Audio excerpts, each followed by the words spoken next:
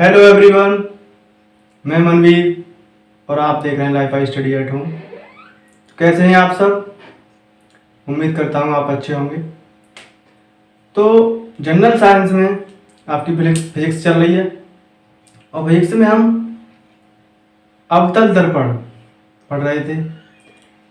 अवतल दर्पण में प्रतिबिंब जब वस्तु को अनंत में रखा जाए तब कहाँ बनता है, उसके फोकस पे रखा जाए तब कहाँ बनता है, या फिर फोकस और ध्रुव के बीच में रखा जाए तब कहाँ बनता है। ये सब बातें हम कर चुके थे। उसमें रह गया था इस अवतल दर्पण का प्रयोग हम कहाँ कहाँ करते हैं, वो पढ़ेंगे। उसके बाद उत्तल दर्पण के बारे में भी समझेंगे कि वस्तु अनंत पे रखी जाए तो उसका प्रतिबिंब कहाँ बनेगा। तो आइए एक एक करके बात करते हैं, डिटेल में पढ़ेंगे, कुछ भी छूटने वाला नहीं है। तो अवतल दर्पण का जो यूज होता है वो कहाँ कहाँ होता है। अवतल दर्पण का प्रयोग मैंने आपके लिए बताया था। जो अवतल दर्पण है वो एक कन्वर्जन मिरर है। कन्वर्जन का मतलब एकत्रित करता है, ये फोकस्ड करता है। देखो जैसे ये इसका ध्रुव है, पीछे इसके पॉलिश हुई होगी, इसका ये जो आगे वाला पृष्ठ है वो चिकना पृष्ठ है। देखो ये इसका प्रिंसिपल एक्सिस है, मुख्य अक्ष है।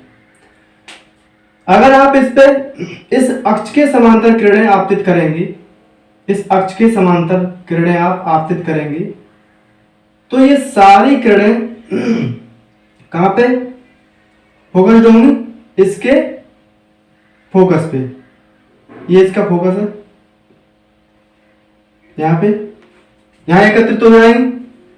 तो ये क्या काम कर रहा है, ये किसी बिंदु को टारगेट कर रहा है, एक ही पॉइंट को फोकस कर रहा है। देखो तो जो दर्पण अवतल दर्पण है उसका प्रयोग जो किया जाता है वो किस किस में किया जाता है। जैसे हेडलाइट होती है गाड़ी की,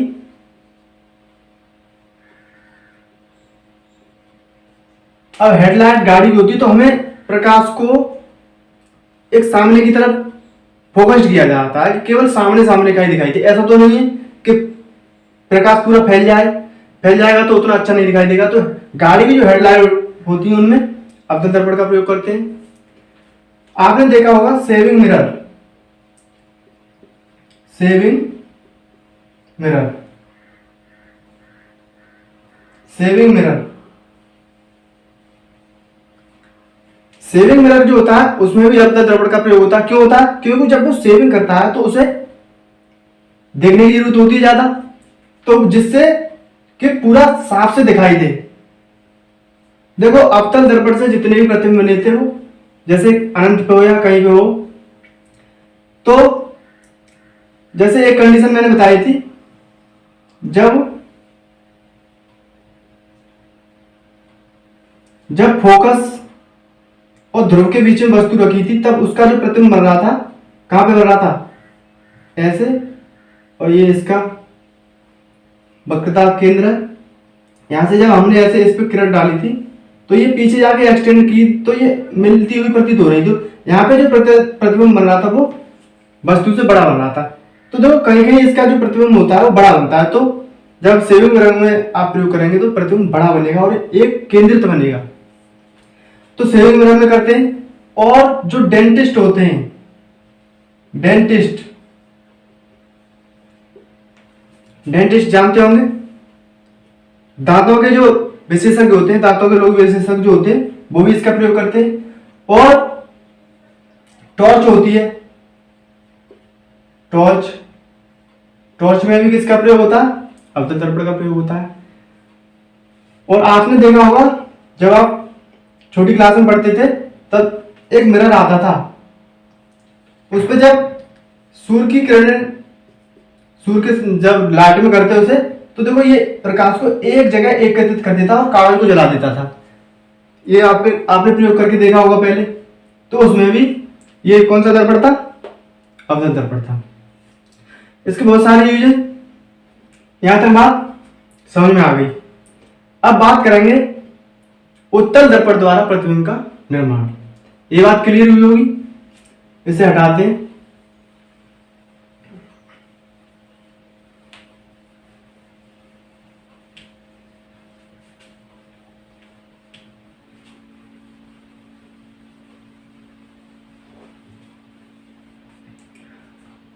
उत्तल दर्पण द्वारा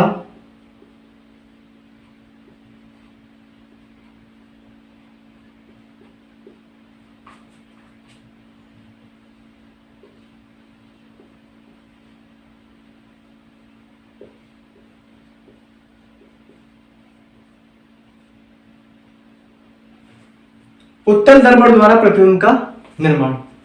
उत्तल दर्पण द्वारा प्रतिबिंब कैसे बनता है, देखो एक एक करके देखते हैं। अवतल दर्पण की तो हम बात कर चुके थे। देखिए उत्तल दर्पण कैसा होता है, उठा हुआ तल होता है इसका, और एक तरफ पॉलिश होगी, और जो उठा हुआ तल होगा वो चिकना होगा। अच्छा, अवतल दर्पण का क्या था, उसके जो वक्रता त्रिज्या थी या वक्रता केंद्र था या उसका फोकस था वो उसके किधर था, लेफ्ट साइड में। लेकिन इसका किधर होगा, राइट साइड में। क्यों होगा, क्योंकि ये देखो अगर इसको आगे बढ़ाते जाएं ऐसे बढ़ाते जाएं तो यहाँ पे कहीं पे होगा इसका सी और यहाँ पे कहीं पे होगा इसका फोकस, इसके राइट साइड में होंगे। ये बात तो क्लियर हो गई। अब देखिए ये क्या है, इसका पोल है। ये क्या है, पोल, ध्रुव। ये प्रिंसिपल एक्सिस है, इसका मुख्य अक्ष है। अब देखो, अब जब वस्तु अनंत पे हम रखें और तब देखेंगे प्रतिबिंब कहां बनेगा।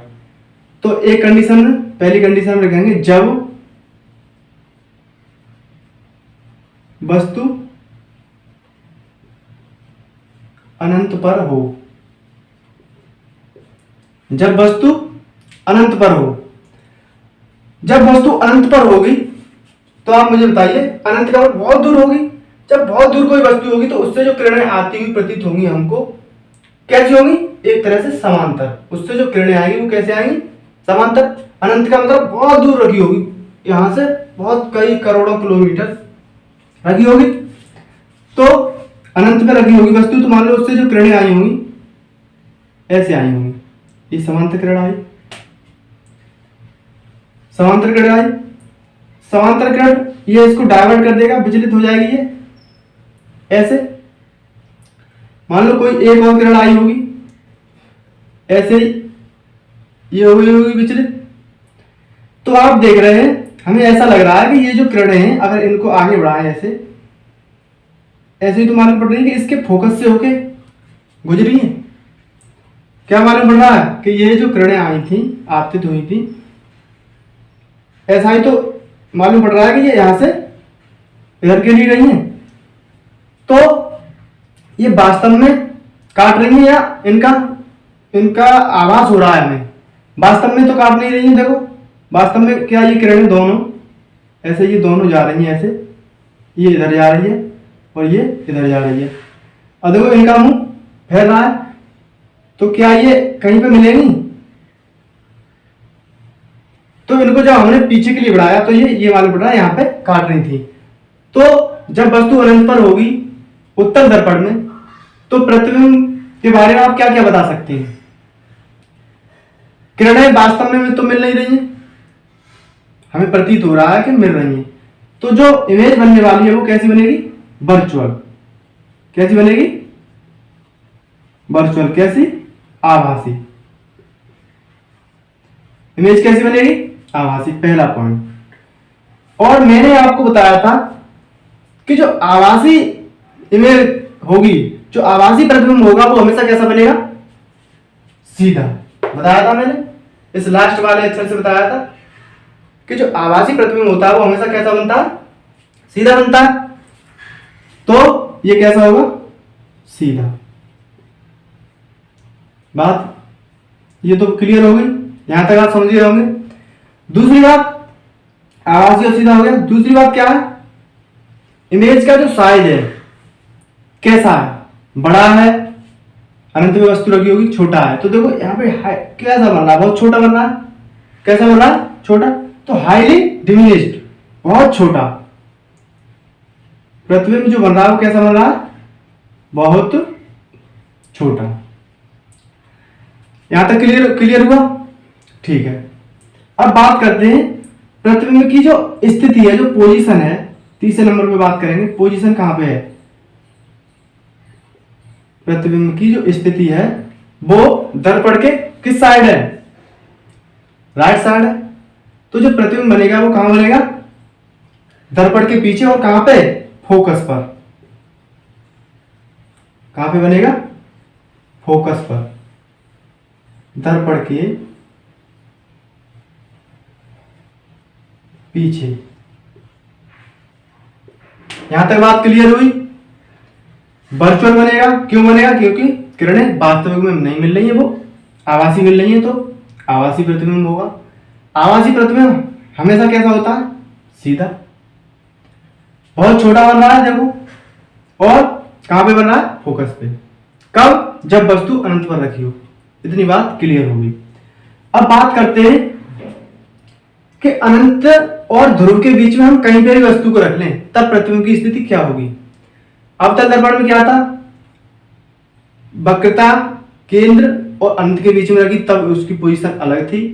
वक्रता केंद्र पर रखा तब उसकी पोजीशन अलग थी, और वक्रता केंद्र और फोकस के बीच में रखा तब उसकी पोजीशन अलग थी। फोकस पे रखा तब उसकी पोजीशन अलग थी। लेकिन जो उत्तल दर्पण है उसमें ऐसा नहीं है। तो इसमें देखते हैं,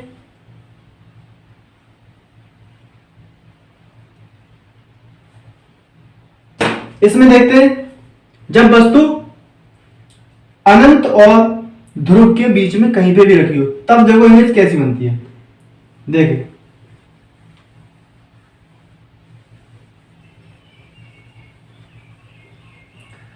उम्मीद कर रहा हूं समझ में आ रहा होगा।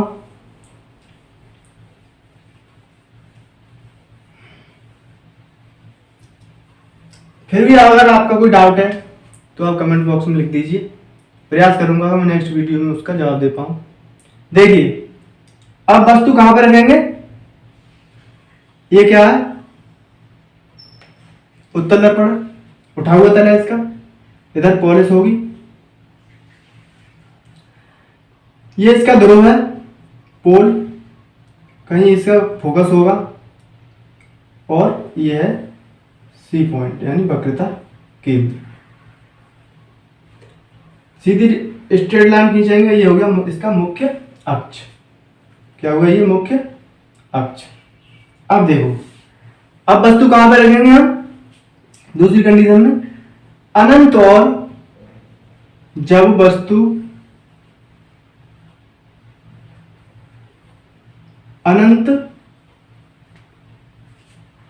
अनंत व ध्रुव के मध्य कहीं भी हो। जब वस्तु अनंत और ध्रुव के मध्य कहीं पे भी रखी हो, चाहे इधर से इधर कहीं पे रखी हो, यहां रखी हो, यहां रख दो, यहां रख दो, अनंत और ध्रुव के बीच में कहीं पे भी रखी हो, तो उसका जो प्रतिबिंब बनेगा वो क्या बनेगा। जैसे मान लिया मैंने वस्तु यहां रखी है, कहां पर रखी है, यहां पर, ये इसका ए पॉइंट और ये बी पॉइंट। अब इससे दो किरणें आपतित होंगी, कोई भी दो किरणें, मान लो एक इसके मुख्य अक्ष के समांतर जाएगी, तो ये मान लो ऐसे रिफ्लेक्ट हो गई, ये विचलित हो गई इधर के लिए, ठीक है। एक किरण ऐसे निर्देशित करेंगे हम जैसे कि ये इसके यहां से होकर गुजर रही हो, कहां से, वक्रता केंद्र से। तो ऐसे ऐसे ऐसे यहां होकर जा रही है, ये सीधी बिल्कुल। तो जो किरण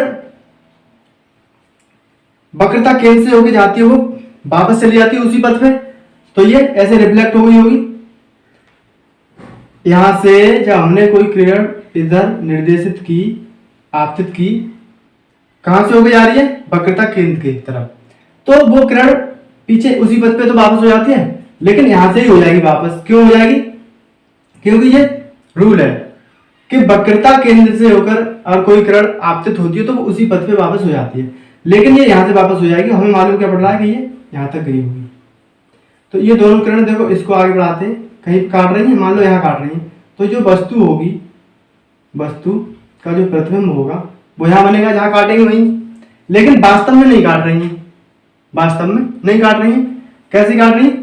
आभासी। तो जो इमेज बनने वाली है वो कैसी बनेगी? वर्चुअल। कैसी बनेगी?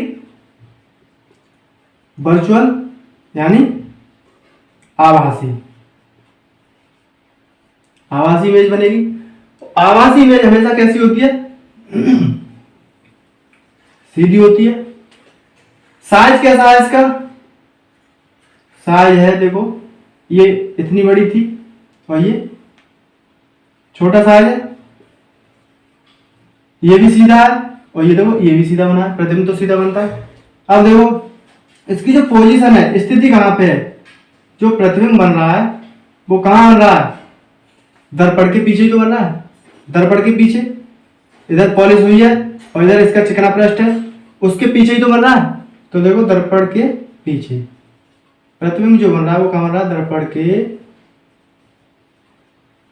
पीछे। यहां तक बात क्लियर हुई या नहीं हुई? यहां तक बात क्लियर हो गई। अब उत्तल दर्पण में देखो ये दो ही कंडीशन होती हैं।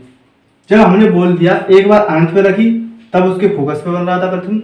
दूसरी कंडीशन में जब वस्तु अनंत और ध्रुव के मध्य कहीं पे भी रख लो, इसका ये जो है वो क्यों है? क्योंकि देखो इसके जो फोकस और वक्रता केंद्र है वो दूसरी साइड है, तो इधर कहीं पे भी रख लो एक ही जगह बनने वाली है।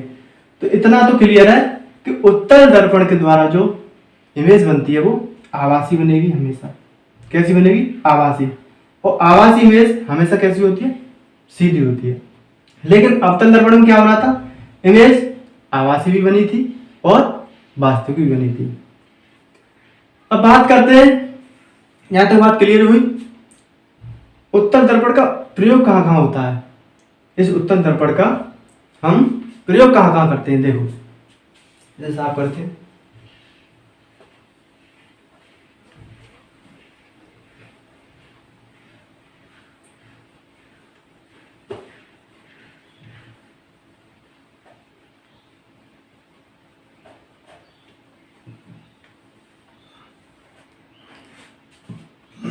उत्तल दर्पण का प्रयोग।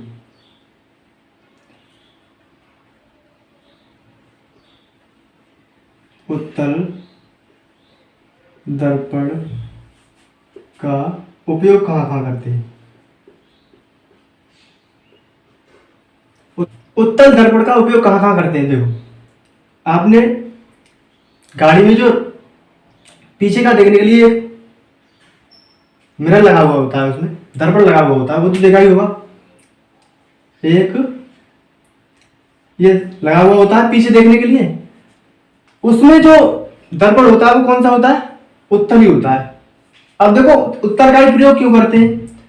जैसे कि गाड़ी का जो तुम्हारा मिरर है, वो जो शीशा है, जो दर्पण है, वो इतना बड़ा है, लेकिन ये पीछे से वाहन आ रहे होंगे, जैसे ट्रक आ रहा है, ट्रक कितना बड़ा होता है? बहुत बड़ा होता है, तो ये ट्रक को भी दिखा देता है। या फिर बहुत सारे वाहन होते हैं, उनको सबको दिखा देता है। क्यों दिखा देता है? अभी तो बताया था कि ये क्या करता है, उत्तल दर्पण क्या करता है? इधर देखो, उत्तल दर्पण क्या करता है? अभी मैंने क्या कहा, यहाँ पे वस्तु रखी थी, यहाँ पे मैंने वस्तु रखी थी, यहाँ पर दो किरणें इससे आई थी और ये यहाँ के लिए रिफ्लेक्ट हो गई, ऐसे करके ये एक और आई थी जो इसके वक्रता केंद्र से होकर जा रही थी। तो क्या हो रहा था, जो प्रतिबिंब बन रहा था, यहाँ पे काट रही थी, मान लो ये यहाँ पर जो प्रतिबिंब बन रहा था, इससे बड़ा बन रहा था या छोटा बन रहा था? कैसा बन रहा था? छोटा। तो ये प्रतिबिंब को जब छोटा बनाएगा तो तभी तो इतने बड़े मिरर में हम ट्रक, गाड़ी और भी बड़े बड़े वाहन देख पाएंगे। देखते हैं आप पीछे के लिए तो सारे वाहन इसी में दिखाई दे जाते हैं। क्यों? क्योंकि ये इमेज को कैसा कर देता है? छोटा। बड़ी इमेज को कैसा कर देता है? छोटा। वास्तविक प्रतिबिंब तो होता नहीं है। उत्तल दर्पण से तो आभासी प्रतिबिंब बनते हैं, और कैसे बनते हैं? सीधे। आप देखते हैं इसमें जो गाड़ी हो या कुछ भी हो, सीधा ही तो चित्र आता है, प्रतिबिंब कैसा आता है, सीधा आता है। तो यहां से आपके लिए ये बात क्लियर हुई होगी। तो गाड़ी के जो मिरर लगा हुआ था पीछे देखने के लिए, साइड मिरर जिसे कहते हैं, पीछे देखने के लिए जो मिरर लगा होता है वो कौन सा होता है, उत्तल दर्पण का।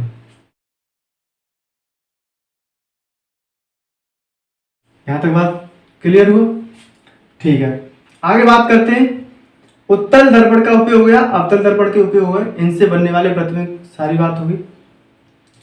अब देखो दर्पण का सूत्र होता है एक, दर्पण का फॉर्मूला। अच्छा, जो दर्पण का फॉर्मूला होता है वो समतल दर्पण के लिए है या स्फेरिकल मिरर के लिए है, गोली दर्पण के लिए है? तो देखो आज सारी बात क्लियर हो जाएगी, कोई डाउट नहीं रहेगा। समझते हैं, देखो दर्पण का सूत्र, दर्पण का सूत्र क्या है, क्या होता है, 1/b प्लस 1/u बराबर 1/f। 1/b प्लस 1/u बराबर 1/f, ये तो सबने पढ़ा है। अच्छा, आप ये जानते हैं इसमें b क्या है, u क्या है, f क्या है? ये क्या है, फोकस दूरी।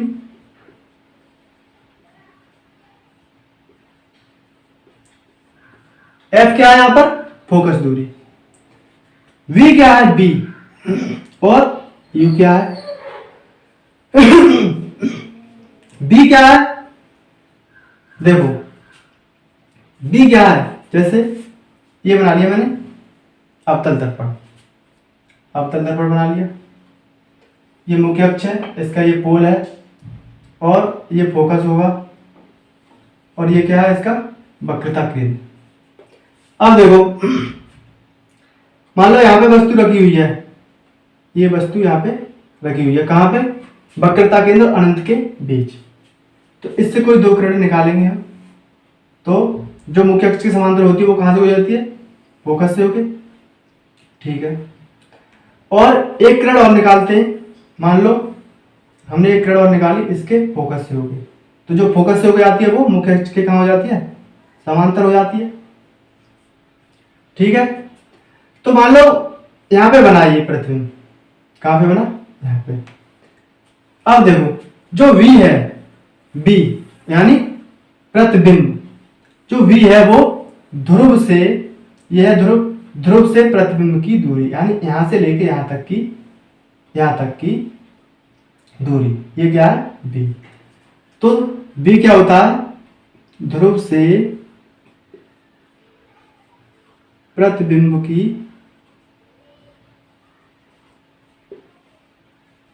दूरी, ध्रुव से प्रतिबिंब की दूरी क्या होगी, v। u क्या है, ध्रुव से वस्तु की दूरी,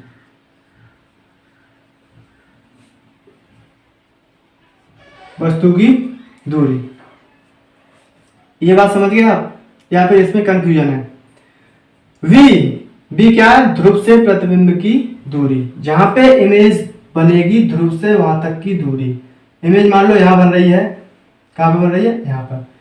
तो इमेज और ध्रुव के बीच में जितनी डिस्टेंस है वो क्या होगी, v होगी। u क्या है, u यहां से लेके ये वस्तु और ध्रुव के बीच की दूरी। देखो इसे दोबारा बनाते हैं, साफ चित्र बनाते हैं, या फिर चित्र में देख लेना आप, एक चित्र लगा हुआ है ये, इसमें देख लेना।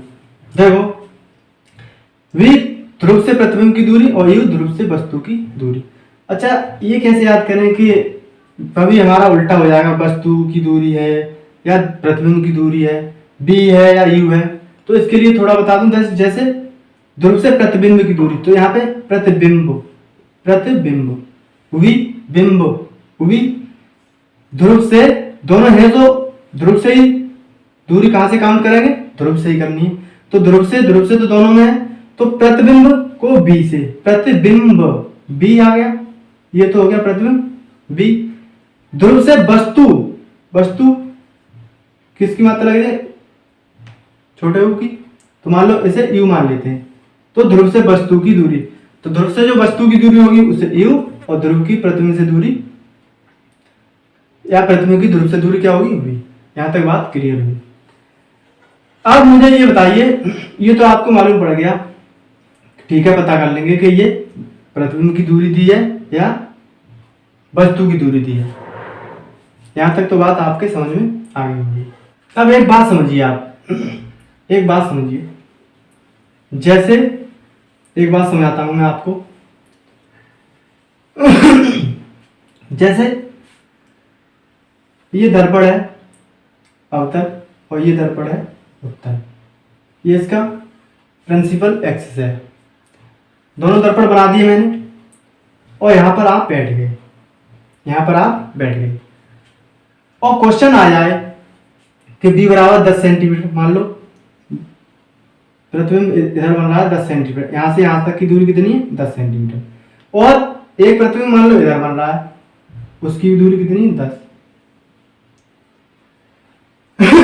आपसे पूछा जाए कि जो प्रतिबिंब है वो दर्पण के किस साइड बन रहा है, तो आप कैसे पता करेंगे, तो ये तो कंफ्यूजन हो जाएगा। मैंने क्या बोला कि देखो, जो हमारा अवतल दर्पण होता है उसमें प्रतिबिंब दर्पण के पीछे भी बन जाता है, दर्पण के सामने भी बन जाता है। तो आप ये कैसे पता करेंगे कि ये जो 10 दूरी दी हुई है, ये b बराबर जो 10 दिया हुआ है और वहां पे भी b बराबर 10 दिया हुआ है, तो ये भी दर्पण के किस साइड बना हुआ प्रतिबिंब है और ये भी दर्पण के किस साइड बना हुआ प्रतिबिंब है, कैसे पता करेंगे, तो यहाँ तो आपको कंफ्यूजन हो जाएगा। तो उसके लिए आपको पढ़ना होगा साइन कन्वेंशन, चिन्ह होते हैं इसके, कब पॉजिटिव लेना है और कब नेगेटिव लेना है, वो आपको समझना पड़ेगा। क्यों इसकी जरूरत क्यों पड़ी, क्योंकि हमें उससे ये मालूम पड़ जाएगा कि जो प्रतिबिंब है वो किस साइड है चिन्हों से, तो उसे देखते हैं। तो आपने पढ़ा होगा एक्स अक्ष और वाई अक्ष, पढ़ा होगा, ये एक्स अक्ष है और ये वाई अक्ष है। तो इधर राइट में चलते हैं तो पॉजिटिव और इधर चलते हैं तो नेगेटिव, ऊपर जाते हैं तो पॉजिटिव और नीचे जाते हैं तो नेगेटिव, ये पढ़ा था। सेम इसमें भी फॉलो करना है भाई। अगर प्रतिबिंब दर्पण के राइट बन रहा है, किधर राइट में, मान लो इधर बन रहा है, तो कैसा लेना है प्लस। अगर प्रतिबिंब दर्पण के लेफ्ट में बन रहा है तो उसका साइन कैसा लेंगे माइनस का। देखो एक एक करके समझते हैं।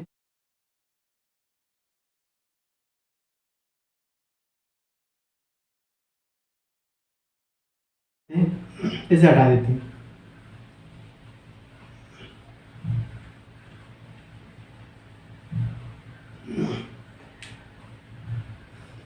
जैसे ये है अवतल दर्पण, ये क्या है अवतल दर्पण, ये अवतल दर्पण बना दिया, ये ध्रुव है, मान लो ये फोकस है, ये इसका वक्रता केंद्र है, ठीक है। मान लो वस्तु इसके वक्रता केंद्र पर रखी है, कहां पे रखी है, वस्तु रखी है वक्रता केंद्र पर, तो जो प्रतिबिंब बनेगा वो कहां बनेगा,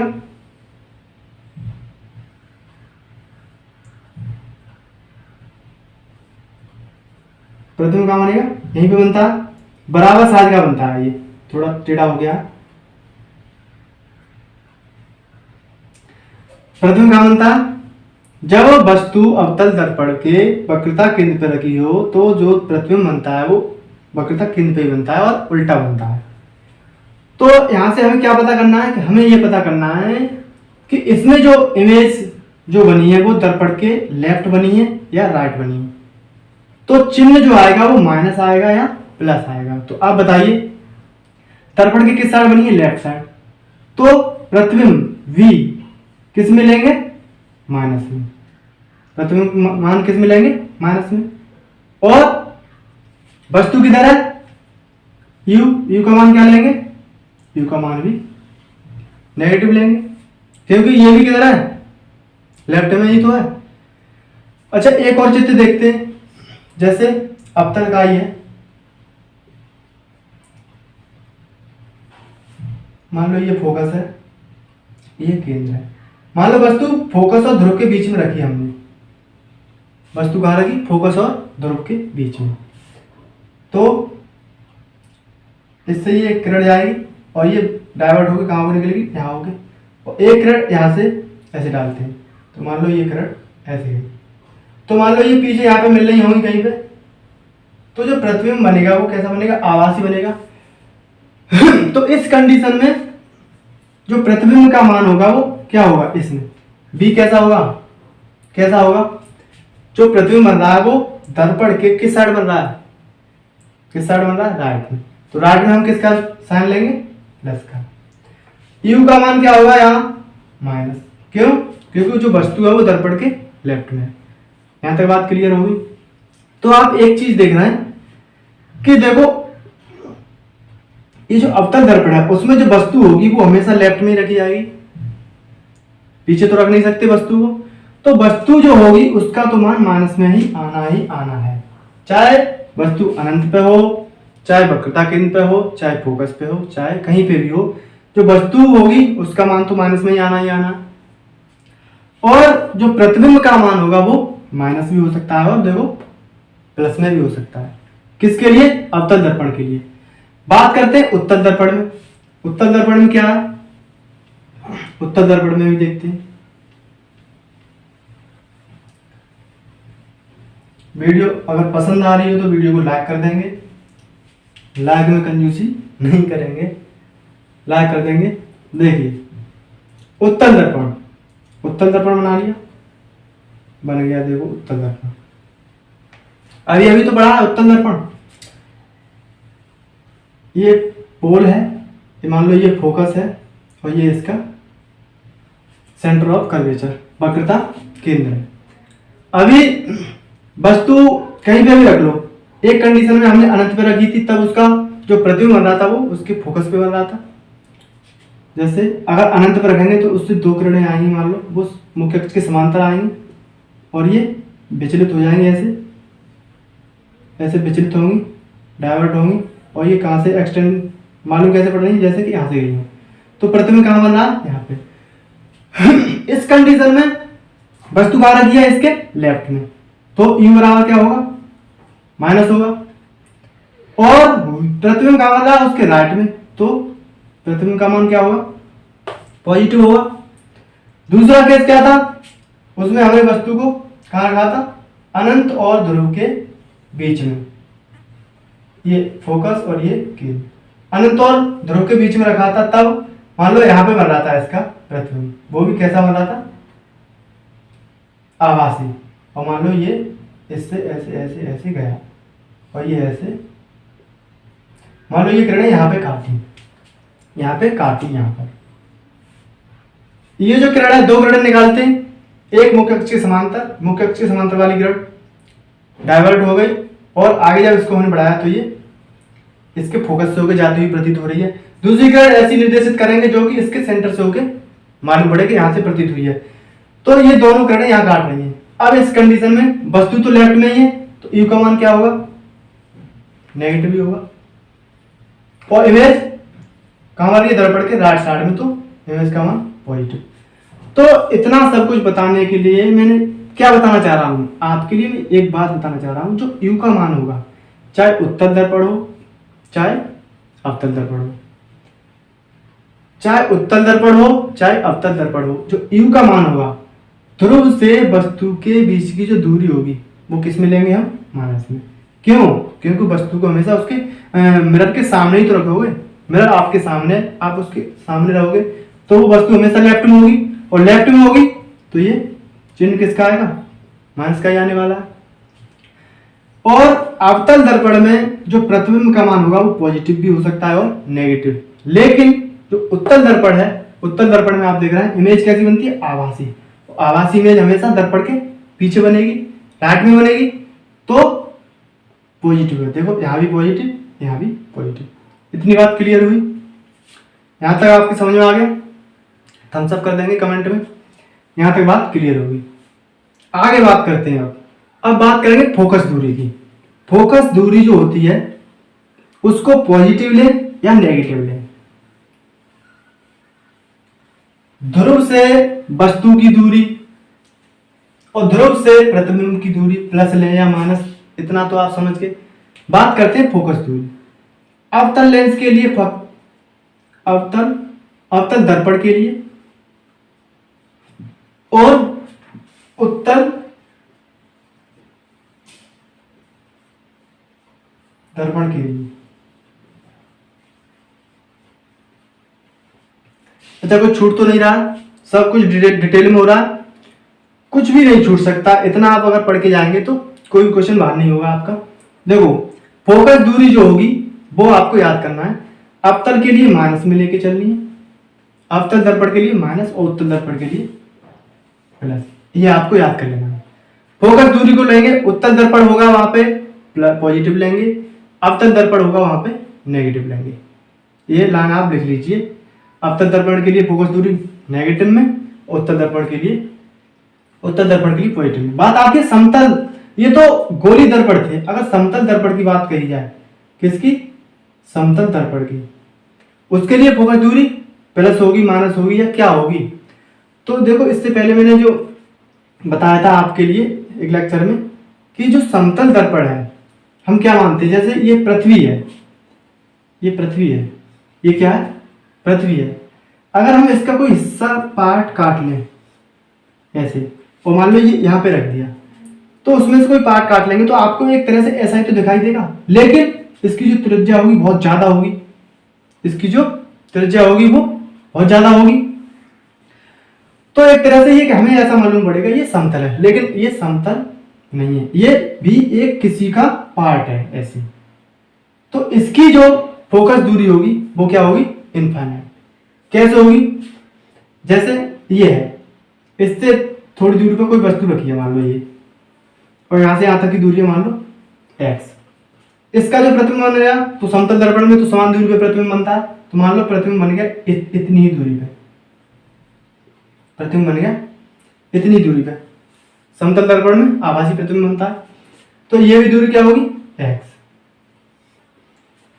अब इस सूत्र में आप रख के देखिए, तो वस्तु की ध्रुव से दूरी कितनी है?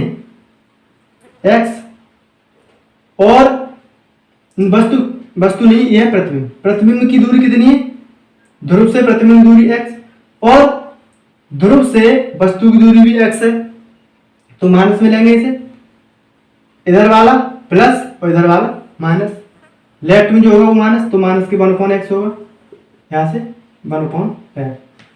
अब देखना यहां से इसकी जो फोकस दूरी निकलेगी वो क्या निकलेगी, तो ये दोनों कट गए, तो f बराबर जब निकालोगे तो 1/0, और ये क्या आने वाला है? इनफाइनाइट। तो समतल दर्पण की जो फोकस दूरी होगी वो क्या होगी? इन्फिनिटिव। क्या होगी? इन्फिनिटिव। ठीक है, समतल दर्पण की फोकस दूरी इन्फिनिटिव, और जो अवतल दर्पण है उसकी नेगेटिव में लेंगे, जो भी मान दिया हो उत्तल दर्पण की प्लस में लेंगे। तो उम्मीद करता हूं यहां तक समझ में आया होगा,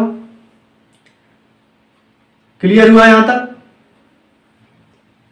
तो इससे रिलेटेड एक दो क्वेश्चन पूछ लूं आपसे, उसका जवाब आपको कमेंट बॉक्स में देना है। जैसे आपसे पहला क्वेश्चन मैं पूछता हूं, समतल दर्पण द्वारा निर्मित छवि होगी, समतल दर्पण द्वारा जो निर्मित प्रतिबिंब होगा वो कैसा होगा? तो आप उसका आंसर कमेंट बॉक्स में देना। तो कैसा होगा उसका जो छवि होगी वो समतल दर्पण द्वारा कैसी होती है? आभासी और सीधी होती है। दूसरा क्वेश्चन करेंगे। दूसरा क्वेश्चन है, यदि आप एक समतल दर्पण के सामने 3 फीट पे खड़े हैं, यदि आप एक समतल दर्पण के सामने 3 फीट पर खड़े हैं, तो आप अपने आप को दर्पण में कितनी दूर देखेंगे? सिंपल है, इसका भी जवाब आप दे देंगे। तो समतल दर्पण में जितनी दूर पे ऑब्जेक्ट रखा होता है उतनी दूर पे उसकी प्रतिबिंब बनती है। तो 3 फीट पे दूरी पे खड़े हैं, तो 3 फीट की दूरी पे खड़े हैं, तो प्रतिबिंब भी जो होगा वो कितनी दूर पे होगा? 3 फीट पे। एक और कर लेते हैं, जब किसी वस्तु का प्रतिबिंब उत्तल दर्पण में देखा जाता है तो छवि कैसी होती है? आप मुझे ये बताइए, उत्तल दर्पण में जो छवि बनती है वो कैसी बनती है? तो उत्तल दर्पण में हमेशा जो छवि बनती है वो कैसी बनती है? आभासी और सीधी। तो उम्मीद करता हूं यहां तक समझ में आया होगा। तो नेक्स्ट स्टार्ट करेंगे हम प्रकाश का अपवर्तन, प्रकाश का परावर्तन कंप्लीट हो गया। कोई डाउट है तो आप कमेंट बॉक्स में लिख देना। तो आज के लिए इतना ही, फिर कंटिन्यू करते हैं नेक्स्ट टाइम। अगर चैनल पे आप अगर नए हो तो प्लीज़ चैनल को सब्सक्राइब कर लेना। आज के लिए इतना ही, फिर मिलते हैं। Thank you.